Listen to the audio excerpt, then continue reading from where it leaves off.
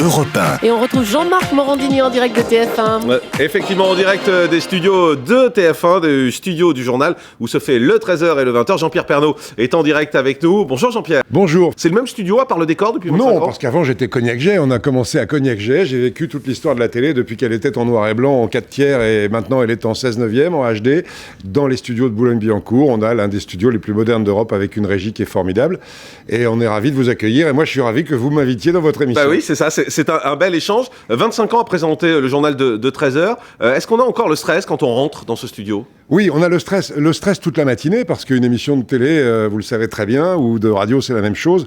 Le stress, c'est celui de la préparer. Le stress, c'est celui des choix journalistiques qu'on fait le matin. Et à TF1, les présentateurs, Gilles Boulot, Claire Chazal et moi, on est responsables de nos éditions avec des équipes formidables. J'ai un rédacteur en chef qui bosse en ce moment, qui s'appelle Fabrice Decas, qui m'accompagne depuis 25 ans et qui fait le boulot quand je suis pas là. Et puis, même quand je suis là, c'est lui qui dirige. Mais enfin, les présentateurs sont responsables. Il faut faire des choix.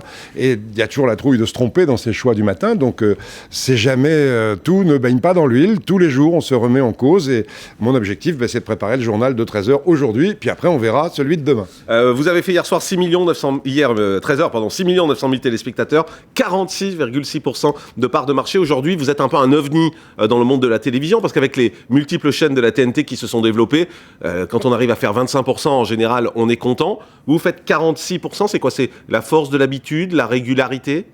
Non, je crois qu'il n'y a pas de force de l'habitude en audience parce que les gens ont le choix à chaque fois. Ils peuvent appuyer sur l'un des 25 boutons des 25 chaînes francophones gratuites et puis il y en a quelques dizaines d'autres qui sont payantes maintenant. Pour nous, c'est beaucoup de fierté. C'est beaucoup de fierté d'essayer de regrouper un maximum de gens, d'avoir mis en place depuis 25 ans une ligne éditoriale et un journal basé sur l'actualité, chaude, brûlante, avec un journal très souple. On l'a vu il y a quelques jours avec le pape. On va le voir aujourd'hui avec la libération des otages au Nigeria. On essaie d'être très souple sur l'international, sur la France, et puis un réseau de correspondants formidable dans toutes les régions qui nous permet d'être présents partout. C'est la région, la force du 13h?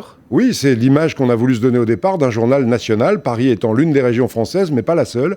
Donc on a aujourd'hui 20 bureaux régionaux, la plupart du temps en partenariat avec la presse quotidienne régionale, 150 journalistes implantés sur le terrain, et puis 200 journalistes à Paris et dans le monde entier pour couvrir l'ensemble de l'actualité. Pourquoi quand on parle de région, on est critiqué en France? On est critiqué par quelques Parisiens. Il n'y a pas énormément de critiques finalement, puisque quand on a des audiences pareilles, on en est fier. Et ça prouve qu'on a les deux premiers journaux d'Europe à TF1. Le premier, c'est celui de 20h. Le deuxième journal d'Europe, c'est celui de 13h. On est fier de ça. Donc il n'y a pas plus de critiques que ça. Il y a des journaux qui sont différents, c'est normal. Des lignes éditoriales un petit peu différentes. L'actualité qui reste la même et la manière de la traiter qui est parfois un peu différente. Jean-Pierre Pernaut, 25 ans à faire le 13h. Vous arrêtez quand? Pour l'instant, je me suis jamais préoccupé de ça. J'essaie, je vous dis, c'est vraiment... Je rigole parce que vous me demandez quand j'arrête. Je viens d'arriver, je vois pas pourquoi j'arrêterais. C'est ça. Il y a juste 25 ans, ça fait pas très longtemps. Il y a juste 25 ans. Et vous, ça fait combien de temps que vous y êtes dans C'est vrai, ça fait un moment. Ça fait 20 ans aussi. On est là jusqu'à tant que Nonce Paolini me renouvelle sa confiance. Et pour l'instant, il me la donne. Les téléspectateurs me la donnent aussi. Et puis le jour où j'aurai plus la pêche, le jour où Nonce Paolini va me virer et où le jour où les téléspectateurs viendront plus, je m'en irai. Vous n'avez jamais eu la tentation de partir ailleurs, d'ailleurs? Non, parce que je suis dans une maison formidable. Elle est parfois décriée par certains, mais c'est une maison formidable. On voit Claire Chazal est là depuis 22 ou 23 ans. Avant elle, PPDA est resté là pendant 21 ans. Il est plus là, mais bon, de temps en temps, quelques changements aussi, ça s'impose dans une entreprise comme celle-là. Avant moi, il y avait Mourouzi, qui était resté 13 ans. Là, je suis là depuis 25 ans. Non, j'ai jamais eu envie d'aller ailleurs parce que je suis à TF1 depuis presque 40 ans, où j'ai fait plein de métiers, de reporter, responsable de service. Je connais le terrain aussi. Et voilà, donc ça. Puis aujourd'hui, j'ai cette chance inouïe tous les matins de me réveiller en me disant il faut construire un journal de 40 minutes qui va intéresser les gens. Voilà, mon objectif, c'est le téléspectateur. Comment les intéresser à partir d'une actualité qui est la même pour tout le monde. On sait, Jean-Pierre Pernaut, que la pression de l'audience est forte à TF1. Forcément, est-ce qu'il n'y a pas des moments où c'est un poids? C'est-à-dire, je vais poser la question autrement. Est-ce que vous faites vraiment le journal que vous aimeriez faire, ou vous faites ce journal parce que c'est le journal qui marche? Je peux vous dire que je fais le journal que j'aimerais faire. C'est pour ça que certains me le reprochent d'ailleurs. Je fais le journal qui me convient. Je fais le journal pour lequel je suis payé. Nonce Paolini me confie cette mission d'avoir un journal de qualité, dirigé par Catherine Nel, notre patronne de l'information qui coordonne les 3 éditions du journal. Mais chacun fait le journal au mieux. Mais en fonction le faire au mieux pour l'audience ou pour vous? Tout le monde travaille pour l'audience. Je suppose que vous, quand vous avez une augmentée, quand j'entends des commentaires à la radio, on est la première, la deuxième radio de France, on en est fiers. Nous, on est très fiers d'être la première télé d'Europe. Mais s'il n'y avait pas la pression de l'audience, vous feriez le journal de la même façon? Exactement. Vraiment? Mais c'est-à-dire que s'il n'y avait pas d'audience, je le ferais plus. Mais si ce journal... Non, mais s'il n'y aujourd'hui avait pas de pression d'audience, si Mais il y on a vous disait toujours- on s'en fout. Ça existe. Je sais pas pourquoi on pose toujours la question à des gens de la télé. La pression de l'audience, c'est pas une pression, c'est une implication dans notre métier. Quand un journal de presse écrite a ses ventes qui baissent, on commence par, par changer la une. Après, on change le rédacteur en chef. Après, on change les rubriques. Bon, nous, c'est pareil. Sauf que quand ça marche, on ne change pas une équipe qui gagne. Et ben en ce moment, on gagne à TF1, on gagne depuis 25 ans et on en est très très fiers vis-à-vis des téléspectateurs pour lesquels on travaille. Est-ce que depuis 25 ans, le journal de 13 heures a évolué? Oui, bien sûr, il a évolué. Il a évolué dans sa forme, il a évolué dans son fond.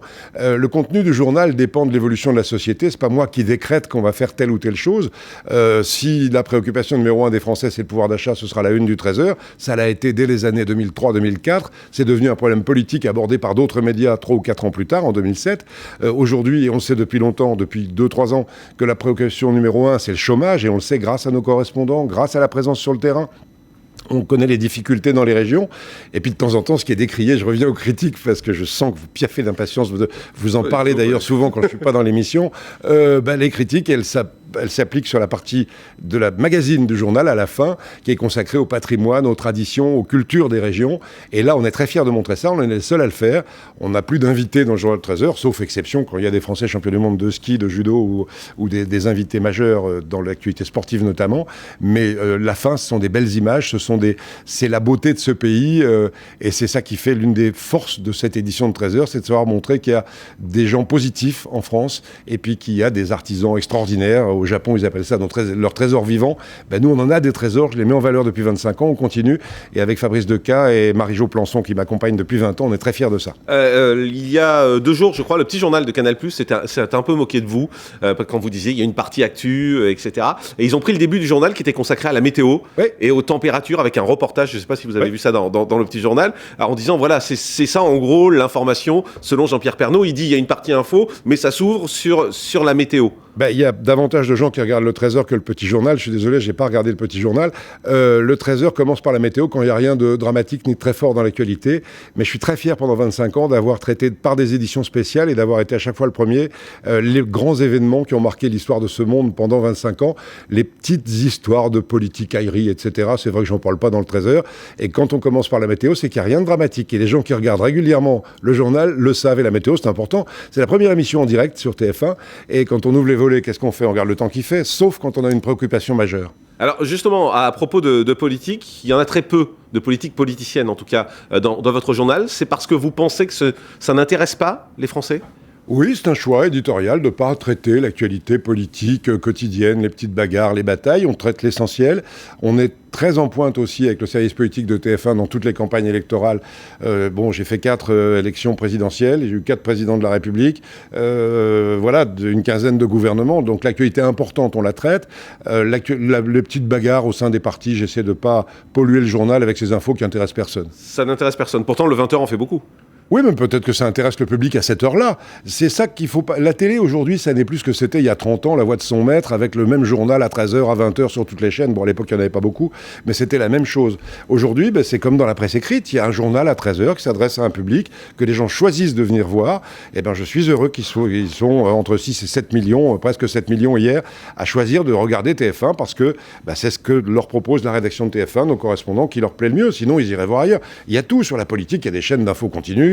Il y a des tas de choses en ce moment dans l'information. Nous, on est fiers à TF1, à 13h et à 20h avec Gilles Boulot, et le week-end avec Claire Chazal, de regrouper un maximum de téléspectateurs.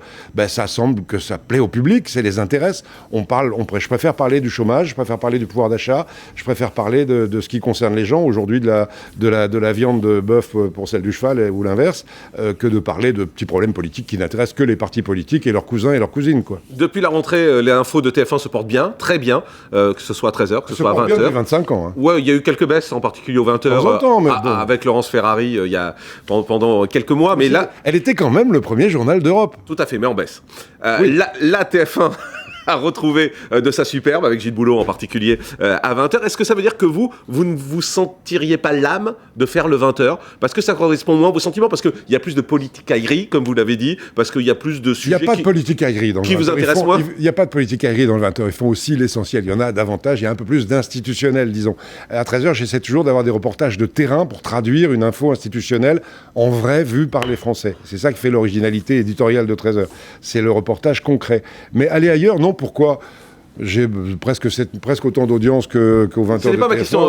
C'était, est-ce que vous seriez moins enthousiaste à l'idée de faire un 20h que de faire le 13h? Peut-être, parce que le 13h me convient parfaitement. La mission qu'on m'a confiée il y a 25 ans, qui m'a été renouvelée par Non Spoilini et qui m'est renouvelée tous les ans et tous les jours, même, parce que sinon, demain, je ne présenterai pas le journal s'il n'est pas content. Voilà, je me sens bien dans cette édition de 13h. On l'a fait vivre tous les jours, on l'a fait évoluer, la société change, le journal change, la technologie change. On a aujourd'hui des diffusions de reportages par fichier informatique. Il y a quelques années, c'était par des satellites, etc. Bon, bref, tout évolue dans l'information et on vit cette évolution, on fait évoluer le journal et on est au plus près de la vie, au plus près de l'actualité. Quoi qu'il se passe, voilà, on suit. On dit beaucoup que c'est bien pour un présentateur de vieillir, parce que ça lui donne un peu plus d'âme, un peu plus de sérieux de la part des téléspectateurs. C'est plus compliqué pour une femme? Oh non! Non? Ben non, je pense pas. Regardez, Claire Chazal n'a jamais été aussi rayonnante qu'aujourd'hui. Donc c'est pas compliqué du tout. C'est là aussi avoir la pêche, avoir une équipe solide derrière soi, et puis voilà, puis c'est tout. Et puis les téléspectateurs nous connaissent, on n'est pas vieux à 62 ans. Aujourd'hui, on est tout jeune. Alors rentre dans le studio Evelyne Delia. Voilà, petite visite surprise d'Evelyne Delia et Gilles Boulot également, qui est juste derrière, voilà, que j'avais pas vu.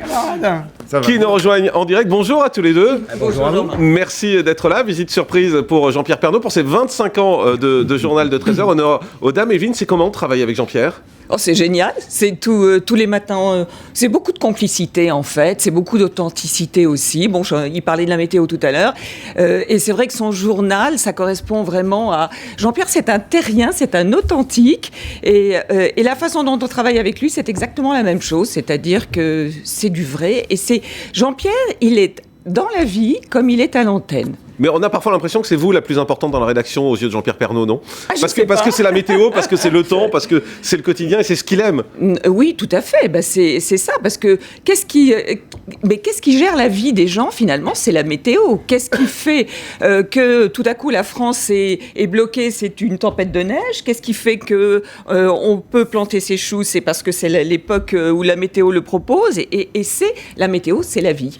Et ce qui est marrant, c'est qu'on se pose la question sur l'intérêt de la météo quand Paris n'est pas dans la neige. Quand il y a 2 cm de neige à flocons, 2 cm de neige à Paris, personne ne se pose la question. Tous les médias ouvrent sur les 2 cm de neige à Paris. Bah moi, on traite de la neige là où elle tombe, pas forcément à Paris. Gilles Boulot, puisque vous nous faites le plaisir de nous rejoindre en direct, vous pensez quoi du journal de Jean-Pierre Pernaut, qui est très différent du vôtre? C'est ce qu'on disait juste avant que vous arriviez, je ne sais pas si vous l'avez entendu. Le journal de Jean-Pierre, je le connais bien, parce que j'ai travaillé pour ce journal-là, étant à Paris ou à Londres ou aux États-Unis pendant 25 ans. Et donc, moi, j'adore ce journal. Je pense que c'est... Enfin, il n'y a pas de hasard. Quand vous avez la moitié d'un pays de 64 millions d'habitants qui, tous les jours, qu'il pleuve, qu'il neige, qu'il vente, que l'actu ait du talent, qu'elle en ait moins, parce que l'actu, elle est variable, qui se disent, voilà, je vais regarder Jean-Pierre Pernaut. Tout le monde n'appelle pas Jean-Pierre, nous on l'appelle Jean-Pierre, mais les gens ont moins de privauté à ton égard. Si, il m'appelle Jean-Pierre souvent. C'est incroyable. Il a créé un lien avec les téléspectateurs qui est, à mon avis, unique. Vous feriez le 13h, vous? Je ne sais pas trop comment je le ferais. Si t'es à Faune demain, je te remplace une journée sans problème. Oui. Mais non, mais je le ferais. Je sais pas, c'est tellement son journal. C'est un journal qu'il a tellement forgé. On en parlait avec Fabrice, avec Marie-Jo, depuis 25 ans, je ne pourrais pas me mettre dans ses chaussons. Mais te remplacer si t'as une crise de foi demain... Non, mais lui, Gilles est ardéchois. Il sait très bien la vie dans les régions, même s'il s'en est éloigné pendant quelques années, il s'en est pas vraiment éloigné. Et ce qui nous intéresse à TF1, que ce soit à 13h, à 20h ou le week-end avec Claire, c'est d'être au plus près des préoccupations des gens. Alors chacun le traite à sa manière, avec des lignes éditoriales un peu différentes, mais avec la même rédaction, avec les mêmes correspondants, avec la même pêche partout. Bien sûr. Europe 1.